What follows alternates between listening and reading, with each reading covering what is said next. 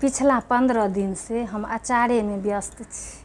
पिछला 15-20 दिन से हम अचारे बनवे में व्यस्त छी। घर बाहर करैत दुपहरिया के झपकी तक नहीं लै छी। घर बाहर करैत दुपहरिया के झपकी तक नहीं लै छी जे कतऽ से जरलाहा पानि आबि जेतै आ सत्यानाश कऽ देतै।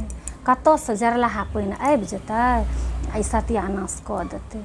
सच पूछी तऽ हमरा अचार बनबै में मोन नहीं लागैए, कियाकि 12 महीना तऽ चटनी पिसैए पड़ैए। सच पूछी तऽ अचार बनबै में मोन नहीं लागैए, 12 महीना हमरा चटनी पिसैए पड़ैए।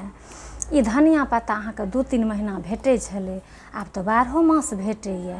पता नहीं कतऽ कोना कऽ ई सब उपजा लैए, पता नहीं कतऽ कोना कऽ ई सब उपजा लैए।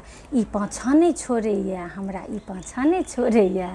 12 मास हमरा चटनी तऽ पिसैए पड़ैए।